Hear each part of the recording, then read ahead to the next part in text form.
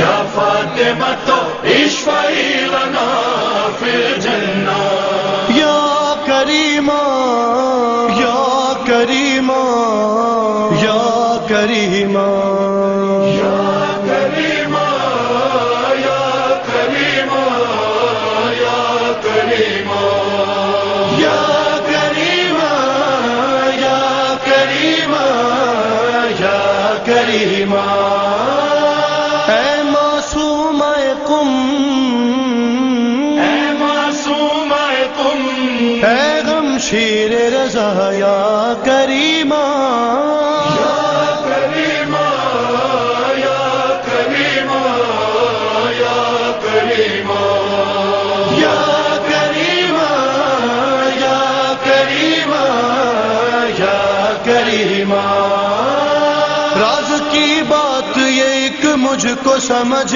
آئی ہے راز کی بات یہ ایک مجھ کو سمجھ آئی ہے اصل میں آپ کی مشہد میں شہنشاہی ہے تم سے ملتی ہے جبھی تم سے ملتی ہے جبھی سب کو مشہد کی رضا یا کریمہ یا کریم أعوذ بالله من الشيطان الرجيم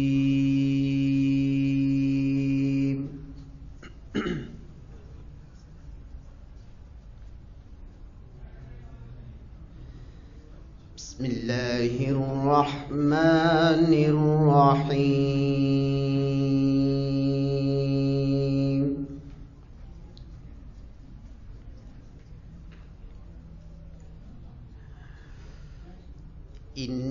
إن المتقين في جنات ونهر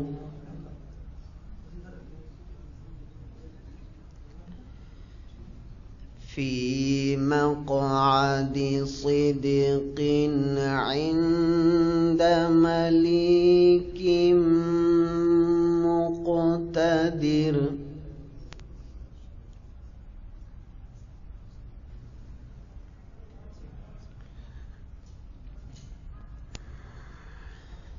إن المتقين في جنات ونهر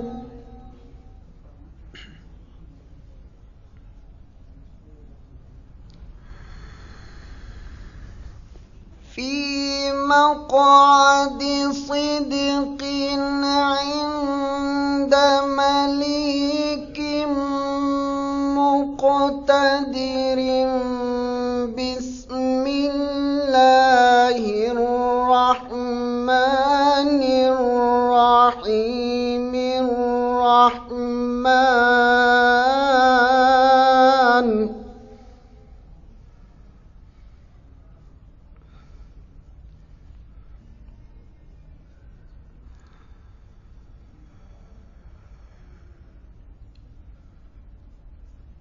علم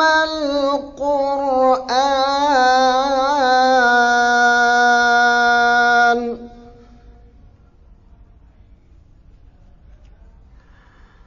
خلق الإنسان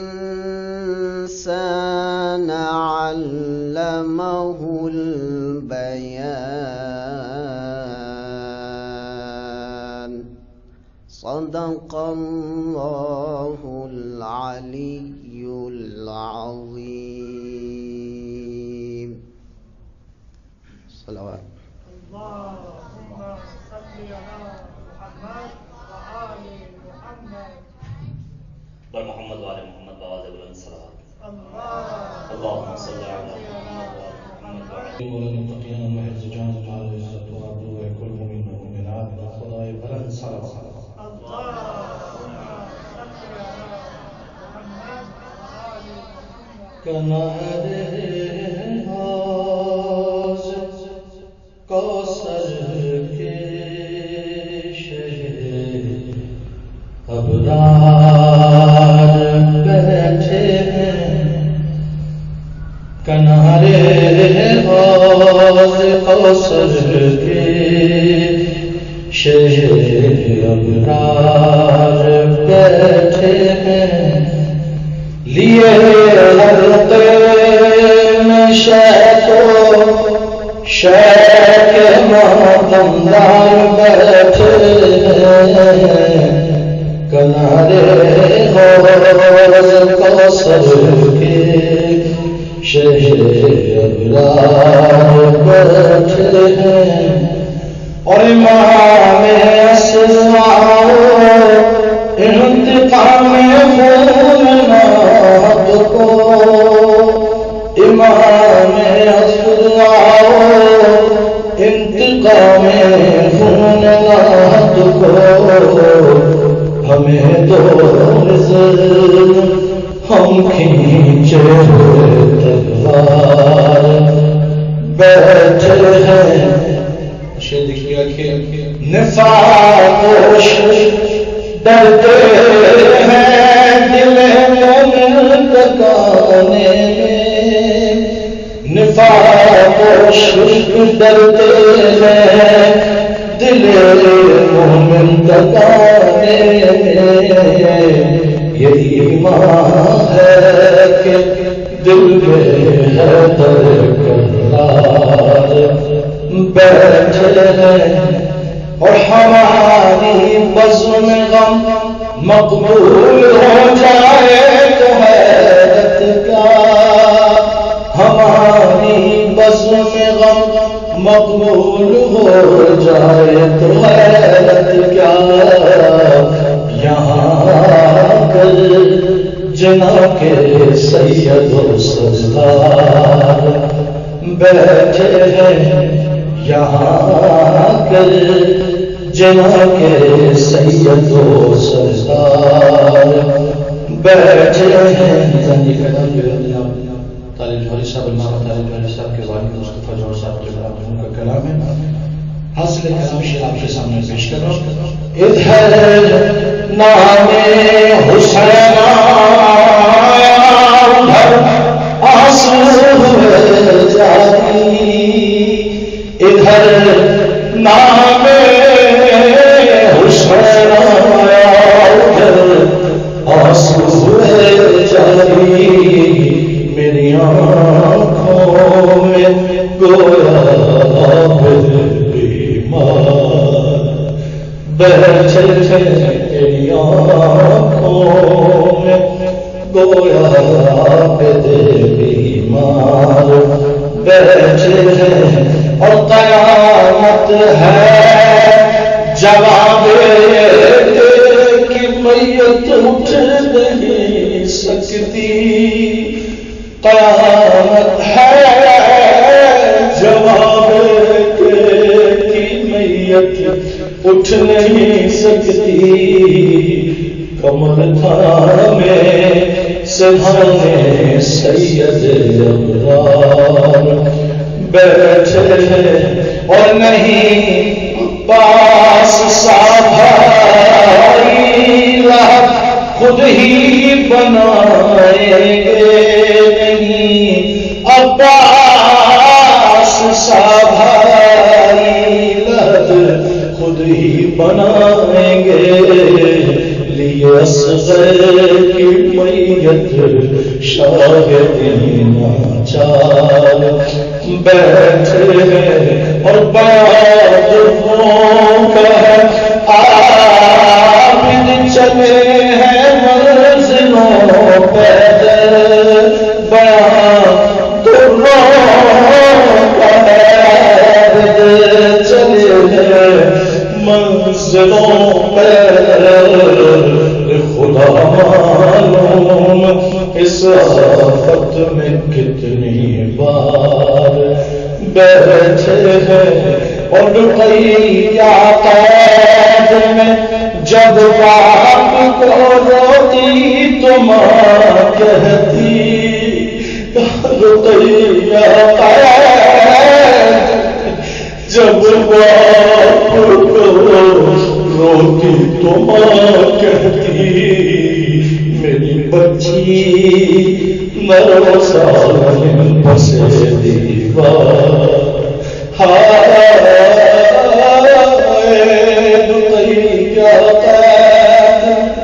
جب باپ کو روتی تو ماں کہتی میری بچی 9 سال بس دیوار بیٹھے ہیں اور بیاں کر حاجتیں جو ہر سفارش تیری کر دیں گے بیاں کر حاجتیں جو ہر سفارش تیری کر دیں گے حضور شاہ عباس علمبردار بیٹھے ہیں لیے حلقے میں شیخ و شیخ ماتمدار بیٹھے کنارے حوض کوثر کے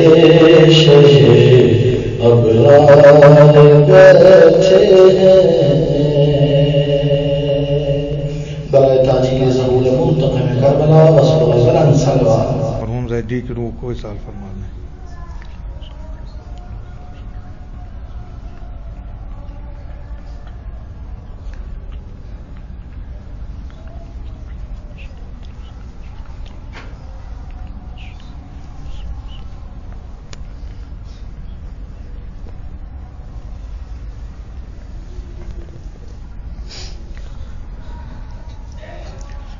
لا حول ولا قوة إلا بالله العلي العظيم. أعوذ بالله من الشيطان اللعين الرجيم. بسم الله الرحمن الرحيم. الحمد لله الذي هدانا لدينه المبين وجعلنا من المتمسكين بولاية نبيه وآله الطاهرين والعاقبة للمتقين والجنة للموحدين والنار للملحدين والصلاة والسلام على سيد الأنبياء والمرسلين خاتم النبيين الذي كان نبيا وآدم بين الماء والطين شفيع المذنبين طه وياسين صاحب الحوض الكوثر والتاج والمغفر والخطبة والمنبر والخد الأقمر والوجه الأنور وجبين الأزهر والحسب الأطهر والنسب الأشهر سيد الكونين رسول الثقلين ابن الذبيحين المصلي للقبلتين جد الحسن والحسين سيدنا ونبينا وشفيعنا ومولانا النبي المؤيد والرسول المسدد والمحمود الأحمد والمصطفى الأمجد بالقاسم محمد الطيبين الطاهرين المعصومين المظلومين المقتولين المذبوحين الذين جعلوا على الناس قوامين خصوصا على أمير المؤمنين إذا قال يا ابن أم أن القوم استضعفوني وكادوا يقتلونني وعلى فاطمة الزهراء سيدة نساء العالمين إذا قالت صبت علي مصائب لو أنها صبت على الأيام سرن لياليا وعلى الحسن المصطفى المسموم المهموم الذي قد جمع فيه خصائل الأنبياء وكان وارث الأتقياء وهو ممثل الصلحاء ومؤيد الصدق والصفاء وقد قتل بكيد الجبناء وقال ابنه بالكربلاء الموت من العسل أهلا ولا سيما على سبط رسول المؤتمن المدفون بلا كفن والمقتول بالحر الزمان والمغسل بالدماء والمسلوب الأمامة والرداء والمذبوح من القفا نظر يمينا وشمالا وقال هل من ناصر ينصرنا وهل من معين يعيننا وهل من مغيث يغيثنا وقال شيتي ما إن شربتم ما عذب فاذكروني أو سمعتم بغريب أو شهيد فاندبوني ليتكم في يوم عاشوراء جميعا تنظروني كيف أستسقي لطفلي فأبوا أن يرحموني الذي سديد العريان شهيد العطشان قتيل السيقان قليل القربان إمام الكونين أبو عبد الله الحسين المظلوم وابن المظلوم ولعنة الله على أعدائهم ومنكر فضائلهم وقاتليهم أجمعين من الآن إلى يوم الدين. أما بعد فقد قال سبحانه تبارك وتعالى وقوله الحق. بسم الله الرحمن الرحيم. إنما يريد الله ليذهب عنكم الرجس أهل البيت ويطهركم تطهيرا.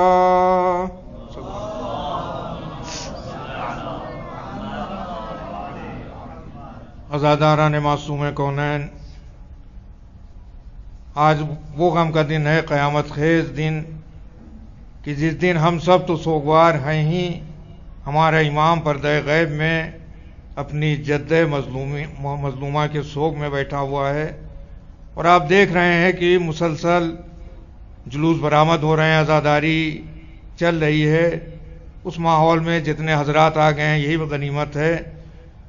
اپنی بات کو جو میں نے شروع کی تھی میں آگے بڑھاؤں گا، لیکن تمہیداً اتنا میں عرض کر دوں کہ میں نے اس آیت کو سرنامہ کلام قرار دے کر یہ وضاحت کی تھی کہ بارگاہ معصومہ قم میں معصومہ عالم کی تعزیت پیش کرنے کے سلسلے میں جو بیان جاری ہیں اس کا آغاز کرنے کے لیے بہترین آیہ کریمہ یہ آیہ تطہیر ہے کہ جس کو میں نے سرنامہ کلام قرار دیا ہے.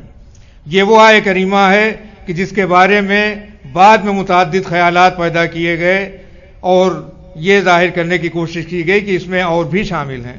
لیکن یہی میں عرض کر رہا تھا کہ اگر آپ غور فرمائیں تو اس کا اگر کوئی مصداق کلی ہے تو وہ ہمارے وہ پنجتن پاک ہیں کہ جو کسا کے نیچے موجود تھے. مرکزی ذات ہے جناب فاطمہ زہرا سلام اللہ علیہا کی، پھر اس میں شامل ہو جاتے ہیں وہ اولاد اطہار فاطمہ زہرا کی جو بنوہا کی منزل میں سامنے آتے ہیں، اور ظاہر ہو جاتا ہے کہ کون کون ہے جو مصداق آیہ تطہیر ہے. شان نزول ضرور آپ دیکھیں، لیکن اس سے پہلے میں عرض کر دوں کہ جیسا کہ میں نے عرض کیا تھا اور یہ بھی خدشہ ظاہر کیا تھا کہ بات مکمل نہیں ہو پائے گی، اور اب طے شدہ ہے کہ بات مکمل نہیں ہوگی، لیکن اشارتاً میں عرض کروں گا. 3 مرحلے ہیں کہ معصومہ کونین جن کا یوم شہادت آج ہے، آپ کی ذات گرامی اور اس کی عظمت. دوسرا مرحلہ یہ کہ آپ نے عقائد کے تحفظ میں کون سے کارنامے انجام دیے ہیں، جس کی بنیاد میں سب سے اہم عقیدہ ولایت ہے. اور پھر اس کے بعد معاشرے کی اصلاح کے سلسلے میں معصومہ کا کردار کیا رہا ہے. آپ جانتے ہیں کہ اتنا طویل موضوع اور اسے چند لمحات میں سمیٹ لینا ذرا مشکل ہے، لیکن میں کوشش کر رہا ہوں. صرف آپ توجہ سے سنتے رہیں اور درمیان اگر آپ صلوات پڑھتے رہیں گے تو جوش ایمانی کا بھی مظاہرہ ہو جائے گا اور مجھے بولنے کی طاقت بھی مہیا ہو جائے گی. صلوات پڑھتے محمد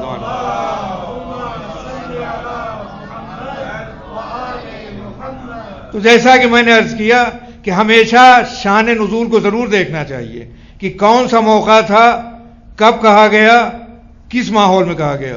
اب دیکھیے پیغمبر کے اوپر جب آیہ کریمہ نازل ہوتی ہے تو صورتحال کیا ہے کبھی ہم نے نہ دیکھا.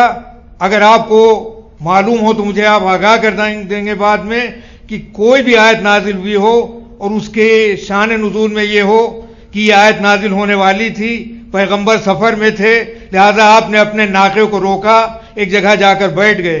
کبھی آپ نے نہ دیکھا ہوگا کہ فلاں سورہ نازل ہونے والا تھا، پیغمبر گھر میں تھے، مسجد میں جا کر تشریف فرما ہوئے. فلاں سورہ نازل ہونے والا تھا یا فلاں آیت نازل ہونے والی تھی، پیغمبر مسجد میں تھے، خانہ اطہر میں تشریف لے گئے. فقط یہ آیت تطہیر ہے کہ اس کے نزول سے پہلے ایک مقدمہ قائم کیا جاتا ہے. پیغمبر تشریف لاتے ہیں، خانہ سیدہ میں داخل ہوتے ہیں، ذوف کا اعلان کرتے ہیں، یمنی چادر طلب کرتے ہیں. فاطمہ زہرا چادر لے کر آتی ہیں اور اس کے بعد ایک بعد ایک داخل ہونا شروع ہو جاتے ہیں. وہ تفصیلات میں نہیں جاؤں گا ورنہ طول ہوگا بیان میں، لیکن اتنا عرض کروں کہ آخر حضور آپ کر کیا رہے ہیں. اگر نازل ہونے والی ہے آیت تو جہاں تشریف فرما ہے وہیں بیٹھ جائیں. اس سے پہلے بھی یہی ہوا ہے، لہذا آپ یہ اہتمام کیوں فرما رہے ہیں؟ کہا پہچانو وجہ کیا ہے. بعد میں مصداق آیت تطہیر میں 3 گروہ شامل کیے جائیں گے. کہا اس میں اہل بیت بھی شامل ہیں, اس میں اصحاب نبی بھی شامل ہیں, اس میں ازواج رسول بھی شامل ہیں. لہذا میں نے کیا کیا, خطاب کیا ہوگا, انما یرید اللہ لیذھب عنکم الرجس, یہ عنکم کے ذریعے جو خطاب ہو رہا ہے براہ راست خطاب ہے. یعنی یہ ضمیر جس کا استعمال ہو رہا ہے اسے آپ نگاہوں میں رکھیں اور پھر یہ دیکھیں کہ پیغمبر گھر میں گئے کیوں.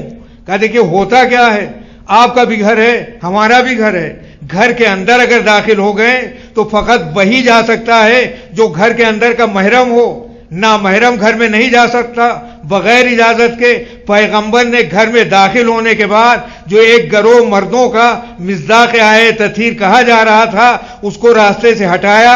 کہ اگر یہ مصداق ہوتے تو یہ میرے اوپر آیت مسجد میں نازل ہوتی, میدان میں نازل ہوتی, گلی میں نازل ہوتی, خانہ سیدہ میں نازل نہ ہوتی. لیکن گھر میں جا کر میں نے اعلان کیا کہ اس کا مصداق وہ بنے گا جو محرم سیدہ ہوگا, جو محرم فاطمہ ہوگا. صلوات پڑھتے محمد و آل محمد.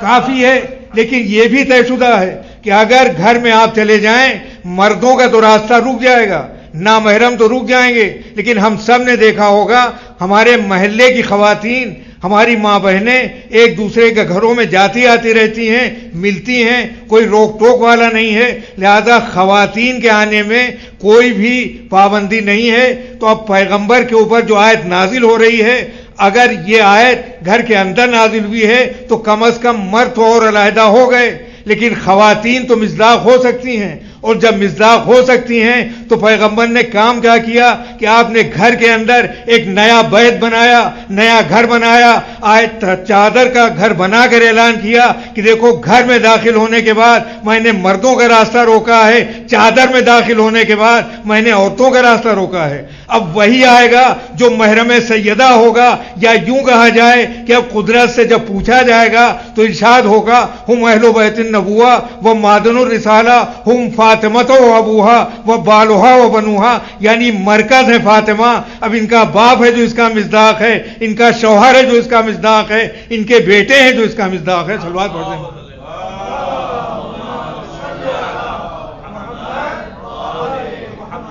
تو اب اندازہ لگائیں. اور پھر اس منزل میں ایک مسئلہ پیش آ گیا کہ دیکھیے عورتوں کا مسئلہ. لہذا ام سلمہ آگے بڑھی, داخل ہونے کی اجازت چاہیے. پیغمبر نے روکا, گوشہ چادر کو روک کر آپ نے ارشاد فرمایا کہ تم خیر پر ضرور ہو لیکن اس کے اندر نہیں آ سکتی. وہ آپ نے واضح فرما دیا کہ دیکھو اس کے اندر وہ آئے گا کہ جس کا براہ راست تعلق فاطمہ زہرا سے ہوگا اور وہی مصداق آیت تطہیر بنے گا.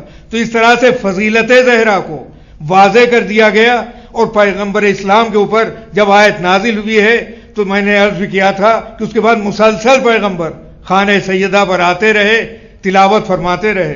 تو یہ منزل فاطمہ زہرا اس لیے کہ فاطمہ اس کردار کا نام ہے کہ اگر فاطمہ کو ہٹا لیا جائے تو آیت تطہیر تو ملے گی, اس کا مصداق حقیقی نہیں ملے گا. اگر فاطمہ کو ہٹا لیا جائے تو نسل نبوت نہیں ملے گی. اگر فاطمہ کو ہٹا لیا جائے تو معیار عصمت نہیں ملے گا. اگر فاطمہ کو آپ دیکھیں تو اس کردار کا نام ہے جس کے ایک طرف نبوت نظر آ رہی ہے, ایک طرف امامت نظر آ رہی ہے. کہ اگر اوپر دیکھو تو باپ ہے, اگر سامنے دیکھو تو شوہر ہے, اور اگر نسل میں آگے دیکھو تو اس کی اولاد اعلان کر رہی ہے کہ عصمتوں کا مرکز میں ہوں. اور میں اعلان کر رہی ہوں کہ دیکھو دنیا کی تباہی کا سبب دنیا میں بدعنوانی ہے, دنیا کی بربادی کا سبب اخلاقیات کا خراب ہونا ہے, دنیا کی بربادی کا سبب انسان کا گنہگار ہونا ہے, دنیا کی بربادی کا سبب اطاعت معبود کی کمی ہے, دنیا کی بربادی کا سبب راہ معبود پر نہ چلنا ہے. لہذا اس کے لیے ضروری یہ ہے کہ کردار پاک و پاکیزہ ہو,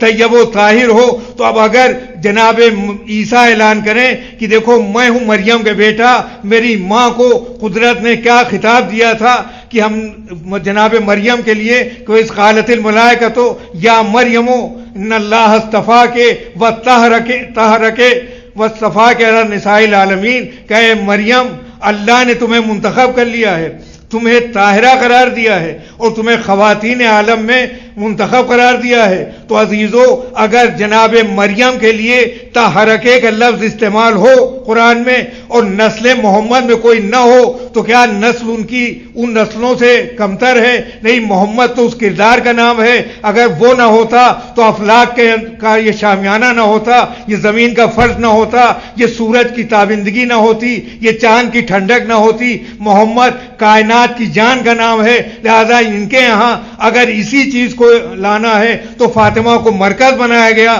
کہا مریم اپنی جگہ ہے، فخر مریم اپنی جگہ ہے. فاطمہ کا رتبہ کیا ہے؟ یہ فخر مریم ہے. لہذا مریم کو اگر تحرکے کہہ کر خطاب کیا گیا ہے تو فاطمہ زہرا کو آیہ تطہیر کے ذریعے مخاطب کیا گیا ہے. صلوات پڑھتے محمد وعلیہ.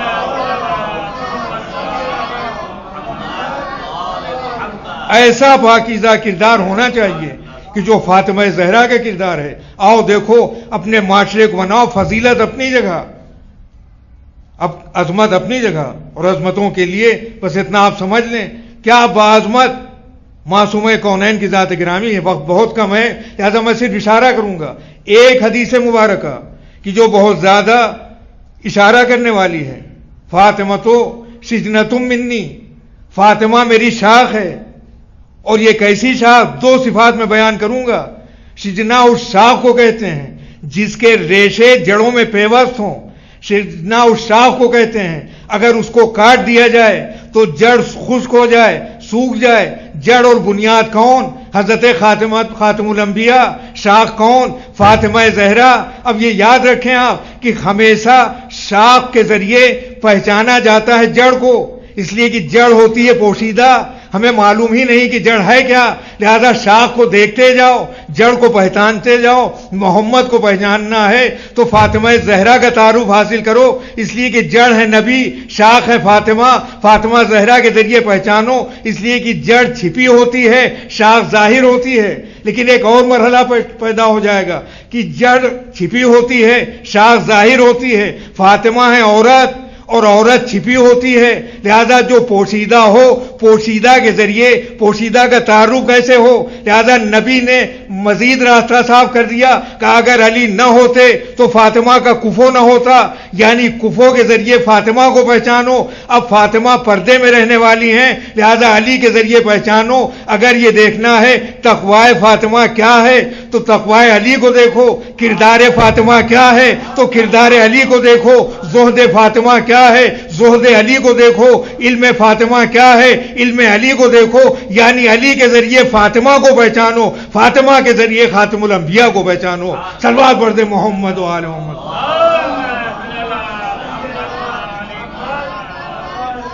اور اگر جڑ شاخ کو جدا کر دو تو جڑ سوکھ جائے گی، خشک ہو جائے گی.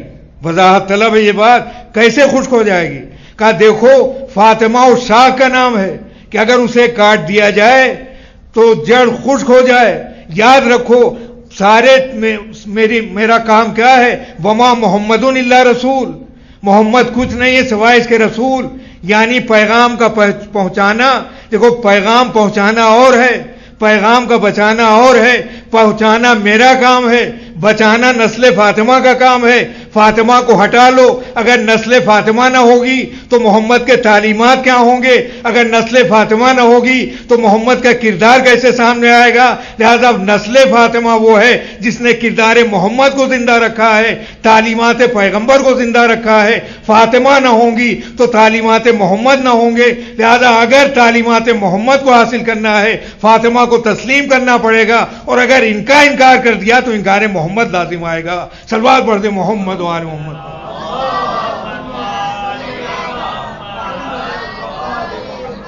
ایک منزل، اور آپ دیکھیں کہ کیا بعظمت ذات گرامی ہماری شہزادی معصومہ کونین سلام اللہ علیہ کی ہے.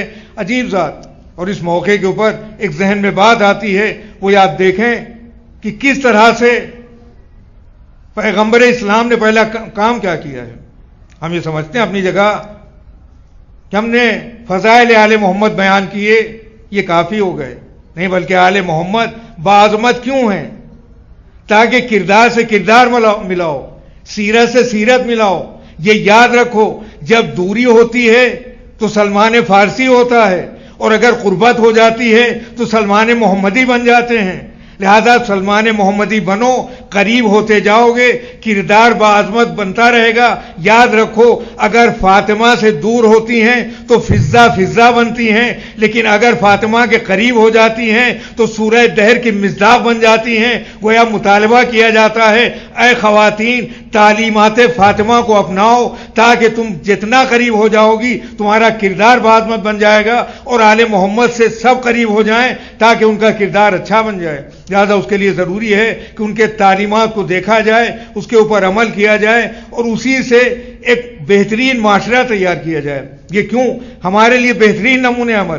لہذا پاک و پاکیزہ کردار، نبی نے کام کیا کیا اشارہ میں کر رہا ہوں، 40 سال تک کردار کا لوہا منوایا ہے۔ میں کہوں حضور پہلے آپ احکام پہنچا دیجئے، کہا نہیں احکام پہنچانے سے فائدہ کیا جب تک مجھے مانا نہ جائے۔ کہ فضائل کیوں بیان ہوتے ہیں کہ اگر ان کو مانا نہ جائے تو پھر آگے کا فائدہ کیا ہوگا۔ لہذا فضائل تو ہوں، عظمتیں اہل بیت کی پہچانی جائیں، لیکن یہ بھی دیکھو کہ مقصد کیا ہے۔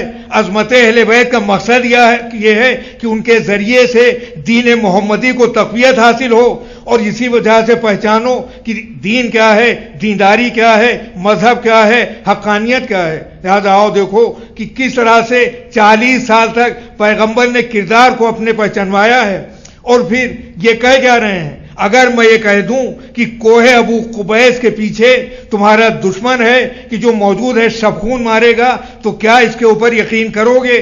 کہا کہ یہ کیوں نہ یقین کریں گے، اس لیے کہ ہم نے آپ کو صادق پایا ہے، ہم نے آپ کو امین پایا ہے۔ یہ دو الفاظ یہ بتا رہے ہیں کہ کسی تحریک کو مضبوط بنانے کے لیے صداقت کا پرچم ہونا چاہیے، امانت کا پرچم ہونا چاہیے۔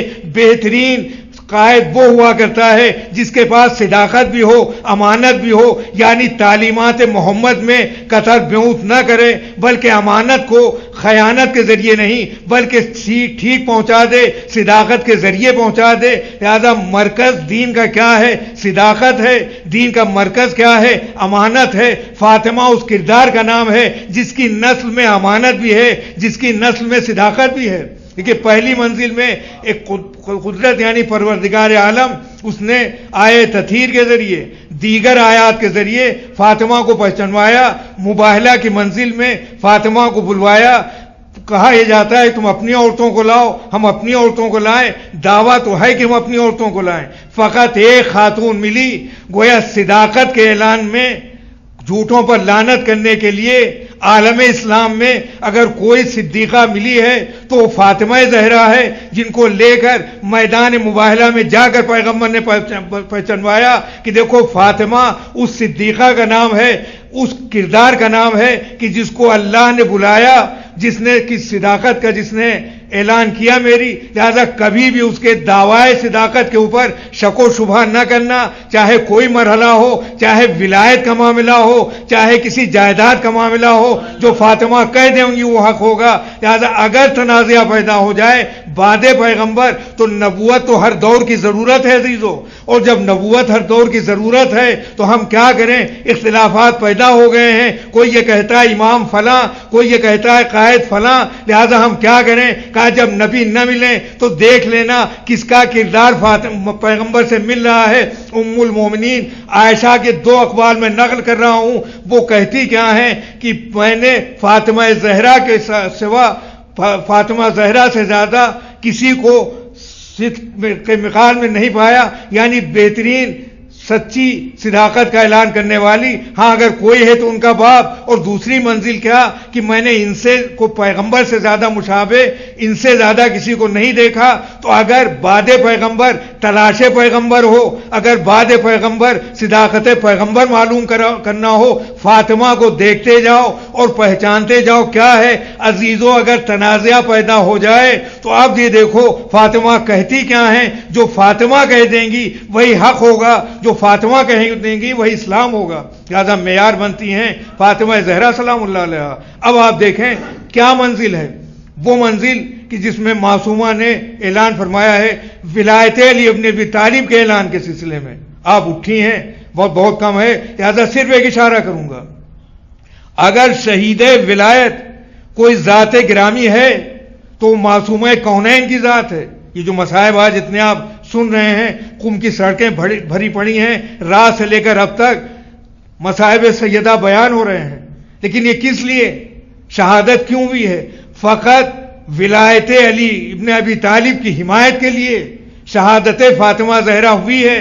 لہذا آپ نے اعلان کیا، دیکھو بغیر اس ولایت کے اوپر عمل کیے ہوئے تمہارا دین مستحکم نہ ہوگا. شاید اسی لیے آپ نے ارشاد فرمایا اس خطبے میں، جو فتح کا خطبہ تھا، کہ ہماری امامت تنظیم ملت کا ذریعہ ہے. توجہ کریں گے آپ، میں بہت مختصر عرض کر رہا ہوں. تنظیم ملت کا ذریعہ ہے. عزیزو، ہماری تباہی کا سبب ہے اختلاف، ہماری بربادی کا سبب ہے ٹکڑیوں میں بٹ جانا، ہماری تباہی کا سبب ہے خانوں میں تقسیم ہو جانا. فاطمہ کہتی کیا ہے؟ ہماری امامت تنظیم ملت کا ذریعہ ہے. گویا بتایا اگر امامت پر عقیدہ ہو جائے تو نہ کوئی اختلاف رہ جائے گا، نہ کوئی اونچ نیچ رہ جائے گی، بلکہ سب ایک امت بن جائیں گے. لہذا آؤ ہمارے پیغام پر عمل کرو، امامت کو تسلیم کرتے جاؤ، اتحاد امت کا اعلان کرتے جاؤ. صلوات پڑھتے محمد والوں پر.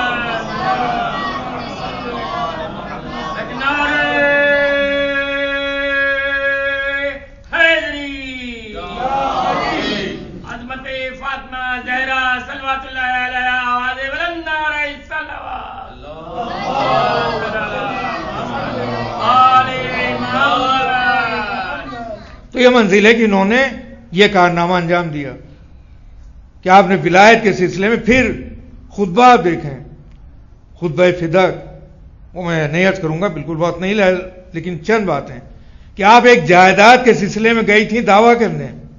فقط وہ دعویٰ آپ کرتی، لیکن رسول کے مبعوث ہونے سے لے کر علی ابن ابی طالب کے حمایت اسلام میں جہاد کرنے تک، پھر اس کے بعد آپ کی عظمت، ان سب کا اعلان کر کے بتایا کہ مجھے جائیداد نہ چاہیے، میں تو ایک جگہ تلاش کر رہی تھی کہ کوئی ایسا موقع فراہم ہو جائے تاکہ میں دنیا کو پہچانوا سکوں کہ محمد کس کردار کا نام ہے، علی کس کردار کا نام ہے. دیکھو میں نے اس انداز سے تبلیغ کی ہے، اور یہ یاد رکھو جو کام آپ نے انجام دیا اس کے لیے موقع کیسا تلاش کیا. وہ آپ دیکھیں کہ بھرے ہوئے میدان مجمع میں، مسجد کے اندر آپ جا کر اعلان فرماتی ہیں، اور بہترین خطبہ آپ نے ارشاد فرمایا ہے. پھر آپ نے اپنے حق کا اعلان کیا ہے، قرآن سے استدلال کیا ہے، وہ سب چیزیں آپ دیکھیں گے اس منزل میں. لیکن دیکھیں اس کے ساتھ ساتھ کہ آپ گھر سے کے اندر ہے، اور پھر جب ہجوم ہوتا ہے، مولا کائنات وہ ہیں، انہوں نے ایک عہد کیا تھا. 2 عہد میں عرض کروں اور پھر بات کو ذرا جلدی آگے بڑھا دوں. عہد کیا ہے مولا کا، اسے آپ غور فرمائیں، اور پھر تاریخ کو ہمیشہ توجہ سے مطالعہ کیا کریں، اور کرتے بھی ہوں گے انشاءاللہ. آپ میں اس وقت تک دوش کے اوپر ردا نہیں ڈالوں گا، گھر سے باہر نہیں نکلوں گا جب تک کہ قرآن جمع نہ کر لوں. غلط فہمی نہ پیدا ہو کہ کوئی نیا قرآن جمع ہو رہا ہے، نہیں، بلکہ مطابق تنزیل میں نہ جمع کر لوں. ایک علمی کارنامہ جو یہاں قم سے کتنی تفسیریں ایسی شائع ہو چکی ہیں کہ جو موضوعات کے اوپر ہیں. لہذا ایک مطابق تنزیل قرآن کو جمع کرنا ہے. اندر بیٹھ گئے. دیکھیے بڑا نازک مرحلہ ہے. بیوی کے لیے کوئی مسئلہ پیدا ہو جائے، ہجوم ہو گھر کے اوپر، اور گھر سے یہ باہر نہ نکلیں. اگر نکلیں تو فساد پیدا ہو. بہت توجہ کریں گے عزیزان گرامی، اور اپنی روش یہی ہمیں بنانا ہے جو روش فاطمہ ہے، جو روش علی ابن ابی طالب ہے.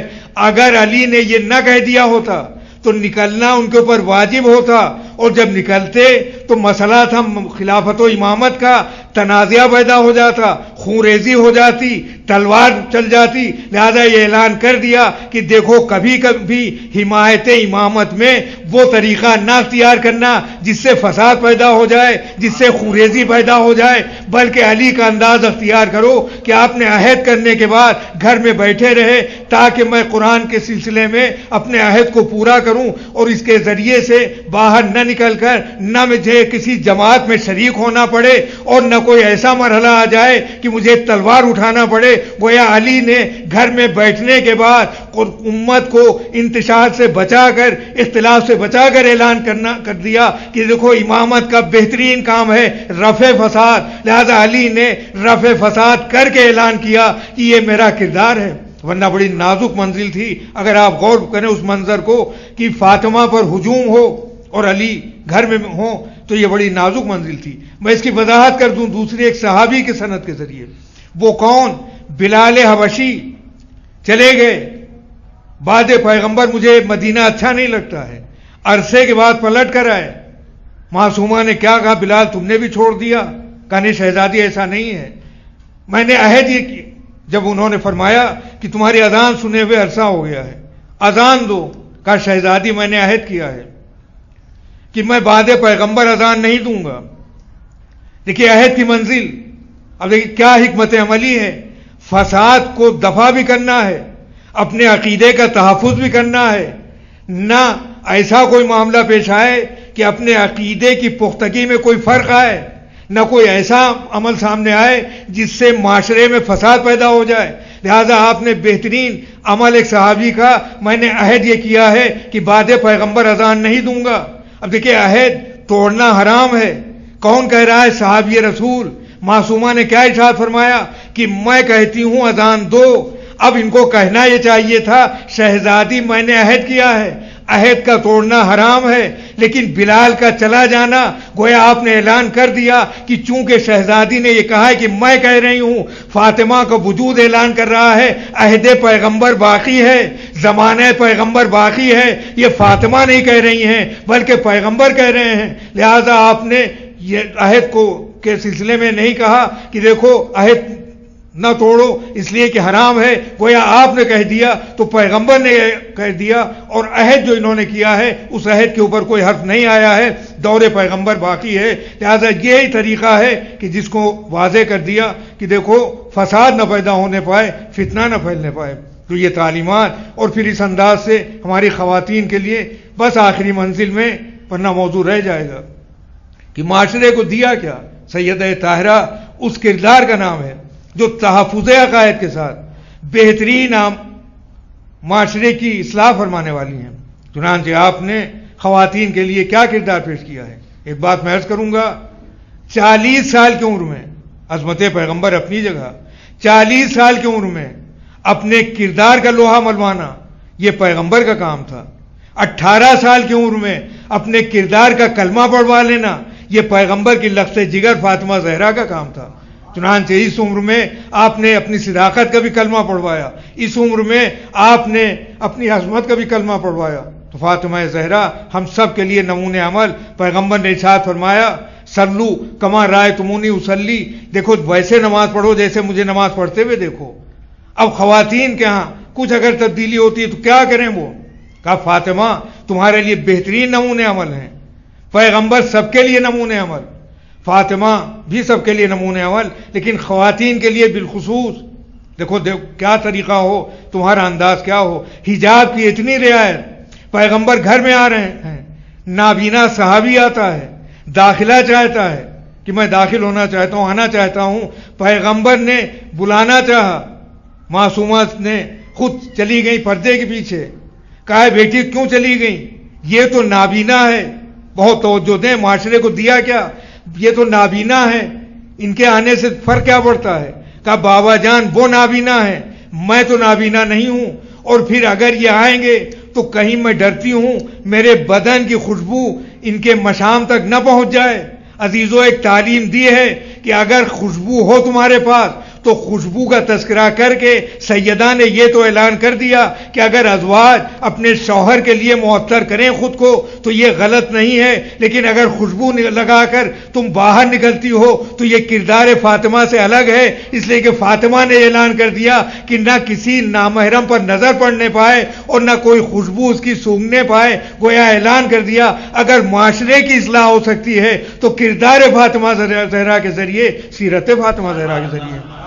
تو یہ وہ صلوات کس بہترین انداز سے آپ نے معاشرے کی تبلیغ کی ہے. چادر اگر اوڑھتی ہیں، ایک چادر ہے، سر اوڑھتی ہیں پیر کھل جاتا ہے، پیر سے اوڑھتی ہیں سر، لیکن اس عالم میں بھی حجاب ہے، پردہ ہے، اور یہ تعلیمات. پھر اس کے بعد ایثار و قربانی، دعا کر رہی ہیں. دیکھیے بس آخری کلام میں ایک بات، دور حاضر کا سب سے بڑا مسئلہ ہے خود پرستی، خود خواہی، اپنے لیے فائدہ لینا، اپنے لیے فائدہ اپنے کو پہنچانا، دوسرے کا خیال نہ کرنا، یہ ہے اس دور کا سب سے بڑا المیہ۔ معصومہ نے کیا کیا؟ رات گزر رہی ہے، بیٹا دیکھ رہا ہے، پوری رات گزر گئی، سب کے لیے دعائیں کی لیکن اپنے لیے کوئی نہیں دعا کی۔ تو اب امام حسن نے سب کو پوچھا کہ مادر گرامی، میں نے غور کیا پوری رات آپ دوسروں کے لیے دعائیں کرتی رہیں، اپنے لیے دعا نہیں کی۔ تو آپ نے کیا ارشاد فرمایا؟ یا بنیا، اے بیٹا، جار سمت دار پہلے پڑوسی ہے اور اس کے بعد گھر کی منزل ہے۔ گویا دیکھو، اگر تمہارا معاشرہ مضبوط ہو سکتا ہے تو کبھی بھی خود غرضی سے کام نہ لینا، ایثار کرتے جاؤ، کردار فاطمہ تمہارے معاشرے میں آتا چلا جائے گا، اور جب کردار فاطمہ آ جائے گا تو یہ بہترین معاشرہ ہوگا۔ گویا ابھی میں نے سورہ دہر کا تذکرہ کیا ہے، ہماری تہذیب کھانے کا نام نہیں ہے، ہماری تہذیب کھلانے کا نام ہے۔ سورہ دہر اعلان کر رہا ہے کہ اگر دوسروں کا خیال کیا جاتا ہے تو یہ پورا سورہ تعریف کر کے اعلان کرتا ہے، آؤ پہچانو کردار فاطمہ کیا ہے، کردار اہل بیت اطہار کیا ہے۔ وہی معصومہ کہ جس کی یہ عظمت ہے اور جس کے بیٹے بہترین بیٹے، جس کا شوہر بہترین شوہر، جس کا باپ بہترین باپ، اسی معصومہ کے اوپر مصائب کی الغار ہوتی ہے، پہاڑ توڑے جاتے ہیں، اور یہاں تک کہ آج کا وہ قیامت خیز دن ہے۔ بلک بلک کر آج رو رہے ہیں، آپ تڑپ رہے ہیں۔ میں نے دیکھا کس طرح سے جلوس میں رو رہے تھے علماء، کس طرح سے گریہ کر رہے تھے۔ معصومہ قم کی بارگاہ تک جلوس لائے اور شہزادی کی خدمت میں تعزیت پیش کی۔ بس آخر کلام میں ایک اور بات میں عرض کر دوں، اس زیارت کو آپ کم نہ سمجھیں گے۔ آخر کیوں یہ زیارتیں ہیں؟ یہ معصومہ قم کا روضہ اور جناب معصومہ کا غم، یہ کیا ہے؟ جو لوگوں نے یہ کوشش کی ہے کہ یہ گنبد ڈھا دیے جائیں، بدعت ہیں، روزے نہ ہونا چاہیے۔ ان روزوں نے اعلان کیا ہے اگر ہم جنت البقیع تک نہیں جا سکتے، اگر قبر سیدہ تک نہیں جا سکتے تو دیکھو جگہ جگہ مرکز قائم کرتے رہنا، اور دنیا میں تمہاری طاقت عزاداری کے ذریعے ہے، لہذا عزاداری کرتے رہنا تاکہ ظالم کے چہرے سے نقاب ہٹتی رہے، معصومین کی عظمتیں سامنے آتی رہیں۔ لہذا جہاں موقع ملے، اگر مدینے نہ جا سکنا تو قم کے اندر ماتم زہرا کر کے اعلان کرنا کہ جتنا ہم متحد ہوں گے اتنا ہی اتحاد کا بھی اعلان ہوگا اور تائید مظلومیت ہوگی، ظالم کے ظلم کا پردہ چاک کیا جائے گا۔ اس کے ذریعے سے ماتمداری ہو رہی ہے، اور یہ کم مصیبتیں نہیں ہیں عزیزوں، بڑی قیامت کا دن ہے یہ جو گزر رہا ہے، عاشورے جیسا دن، جس دن معصوم کونین اس دنیا سے چلی جاتی ہیں۔ صرف 18 سال کا سن اور عصا کے سہارے سے آپ چل رہی ہیں، صرف 18 سال کی عمر، اور کیا عالم ہے کہ آپ کا جسم منحنی ہو گیا ہے، کیا عالم ہے کہ آپ انتہائی کمزوری کے عالم میں ہیں اور گھر کے امور بھی انجام دیتی ہیں، یہاں بھی تبلیغ کر رہی ہیں۔ ایثار، دیکھو ظلم و زیادتی سے عورتوں سے خدمت لینا یہ دین نہیں ہے، لیکن اگر ایثار کریں فاطمہ زہرا کے ذریعے تو خواتین کام کی آخری دن بھی حسنین کے لیے کھانا تیار کیا ہے، کپڑے دھوئے ان کے لیے، سارا اہتمام فرمایا ہے، اور پھر جا کر آپ نے عبادت کی ہے، تسبیح پڑھتی ہوئی آپ بستر پر لیٹی ہیں، اور آخر میں آپ کی جان معبود کے سپرد ہوئی ہے۔ عزیزان گرامی، یہی وہ دن ہے کہ سن 11 ہجری کو جب آپ کی شہزادی اس دنیا سے رخصت ہو گئی ہیں، لیکن کس عالم میں بعد پیغمبر سب سے پہلے فاطمہ زہرا ہیں جو پیغمبر سے ملنے والی ہیں اور خدمت پیغمبر میں گئی ہیں، لیکن عجب عالم ہے اس ضعف و کمزوری میں، یہ بھی عالم کہ آپ کی پسلیاں ٹوٹ گئی ہیں ہجوم کی وجہ سے، لیکن آپ نے اپنے شوہر کو نہیں بتایا تاکہ اپنے مصائب کے سلسلے میں جو شوہر مصائب خود جھیل رہا ہے وہ پریشان نہ ہونے پائے۔ آپ نے وصیت کی کہ ابو الحسن مجھے رات ہی میں حنوط دیجیے گا، رات ہی میں غسل دیجیے گا، رات ہی میں کفن پہنائیے گا، رات ہی میں دفن کیجیے گا۔ معصومہ، آپ کی یہ فرمائش ہے کہ میری میت پر کوئی ایسا نہ آئے کہ جس سے میں ناراض ہوں، تو رات میں دفن کرنے کی بات تو سمجھ میں آئی، لیکن رات ہی میں غسل دینے کو کیوں کہا؟ کہا تمہیں نہیں معلوم ہے اندھیرے میں علی دیکھ نہ پائیں کہ فاطمہ زہرا کے اوپر کیا ظلم ہو گیا ہے، لہذا رات ہی کو غسل دیجیے گا۔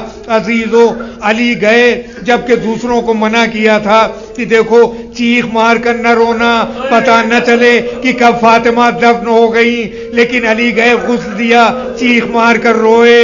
صحابی نے بعد میں پوچھا، اے صابر امام، اس طرح رونے کا سبب کیا؟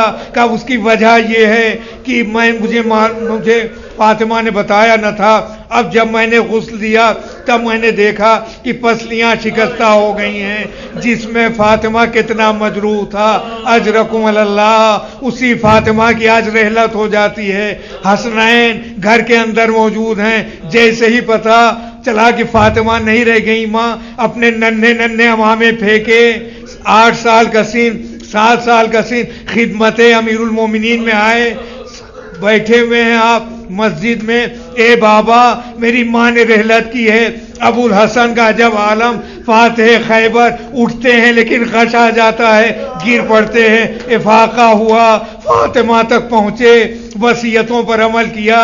ارے رات کی تاریکی میں غسل دیا جاتا ہے، کفن پہنایا جاتا ہے، جنازہ لے کر نکلے، لیکن عجب عالم ہے جب میت لے کر نکلے ہیں چند افراد ہیں، بس ایک منظر اور مجلس تمام۔ جیسے ہی جنازہ آگے بڑھا، ایک مرتبہ امام حسن سے آپ نے پوچھا، اے بیٹا حسن، یہ تمہارے ساتھ ایک کمسن بچی کون چل رہی ہے کہ جو چادر میں لپٹی ہوئی ہے؟ کہا بابا یہ میری بہن زینب ہے۔ کہا بیٹا اسے پہنچا دو گھر کے اندر، اس لیے کہ خود موجود تھے لہذا یہ گوارا نہ کیا کہ زینب آگے بڑھیں۔ میں کہوں گا آقا آج باپ موجود ہے، زینب کا پردہ بچا لیجئے، لیکن کل وہ موقع آئے گا جب کوفہ و شام کے بازار میں زینب کے سر سے چادر چھن چکی ہوگی، منادی ندا کر رہا ہوگا۔ اور اس کے بعد زینب تو پلٹ گئیں، امیر المومنین گئے، میت کو دفن کیا، حسنین ساتھ ہیں۔ ایک عجب منظر میں عرض کروں کہ دفن کر چکے امیر المومنین، اور دفن کے بعد زینب نے وہاں دفن میں شرکت نہیں کی، دل پر کیا گزری ہوگی، ہر مرحلہ دردناک۔ جب امیر المومنین کی شہادت واقع ہوئی اور ایک عورت نے آ کر کہا شہزادی قیامت برپا ہو گئی، علی کے سر کے اوپر ضربت لگی ہے، چلیے مجمع جمع ہے، لوگ تڑپ رہے ہیں۔ کہا اے خاتون میں اپنے حجرے سے دروازے تک 70 مرتبہ آئی ہوں اور گئی ہوں، لیکن میں نے ہمت نہ کی کہ بابا کو اذیت نہ ہو، ابھی میں زندہ ہوں، تم کیسے آ گئی؟ وہی مرحلہ سیدہ کے لیے زینب قبر تک پہنچا نہ پائیں، وہی مرحلہ حسن کے لیے۔ زینب نے دیکھا کہ تیر کے نشانات ہیں تابوت کے اوپر، اور سنا کہ کیا ہوا، وہی زینب ہیں جنہوں نے حسین کے قتل کا منظر دیکھا۔ عزیزو یہ تو ہو گیا، دفن کر چکے، لیکن جب علی نے دفن کیا ہے 2 منظر میں عرض کروں گا، مصائب میں نے زیادہ اس لیے پڑھ دیے، رونے کا دن ہے۔ عزیزو روئیں، امام زمانہ کو تعزیت پیش کریں، معصومہ قوم کو تعزیت پیش کریں۔ شہزادی کی علی نے جب دفن کیا ہے تو ایک منظر ملتا ہے مقاتل میں، وہ منظر کیا ہے کہ جب امام حسین نے بعد میں علی اصغر کو دفن کیا ہے تو اٹھا نہ گیا قبر سے، بہت ہمت کر کے قبر علی اصغر سے اٹھے ہیں۔ ایک عباس موجود تھا لیکن شانے کٹائے ہوئے تھا، گئے ہیں اور جا کر اپنی جان دے دی، لیکن علی نے جب سیدہ کو دفن کیا، ارے فاتح خیبر سے قبر سیدہ سے اٹھا نہ گیا، چچا عباس ابن عبد المطلب موجود تھے، بازو علی کو تھاما، قبر سیدہ سے اٹھایا۔ عزیزو پہلی رات آئی، یہ جو رات بہت قریب ہے، اب علی نے کہا اے حسنین زینب بہت بے چین ہے، چلو لے چلو تاکہ زیارت قبر فاطمہ کر لے۔ پردے کے اندر زینب چلی، جب آگے نکلی اور آگے بڑھی قبر سیدہ تک پہنچی، پھر آپ نے کہا بیٹا زینب ذرا رک جاؤ، اے بیٹا حسین جاؤ اور جا کر قبر پر چراغ جل رہا ہے اسے بجھا دو۔ ہوا کیا عزیزو، جب آج کے دن کا جھٹپٹا ہوا، حسن سے حسین نے کہا اے بھیا اماں کی قبر پر تاریکی ہے، چلو شمع جلا دیں۔ شمع جل گئی، زینب آگے بڑھی, جناب امام امیر المومنین نے روکا, اے بیٹا رک جانے دو. کہا بابا یہاں کون دیکھ رہا ہے؟ کہا کوئی قافلہ نہ گزر رہا ہو اور اس کی قد و قامت زینب پر نگاہ نہ پڑ جائے. میں کہوں گا مولا یہ آپ کی منزل تھی, لیکن وہ دربار کی منزل کہ جب حسین کا سر نیزے پر آنکھوں سے آنسو جاری زینب دیکھ رہی ہیں, بد دعا کرنا چاہتی ہیں, میں نہ جاؤں گی دربار میں. حسین کہتے کیا ہیں؟ اے زینب میری محنتوں پر پانی نہ پھرے, جاؤ چلی جاؤ تاکہ میری محنتیں اکارت نہ ہوں. سیعلم الذین ظلموا ای منقلب ينقلبون. اللهم بحق محمد وانت المحمود, بحق علی وانت الاعلی, بحق فاطمة وانت فاطر السماوات والارض, وبحق الحسن وانت المحسن, وبحق الحسین وانت قدیم الاحسان, وبحق الائمة التسعة الطاہرین من ذریة الحسین علیہ السلام. اللهم تقبل منا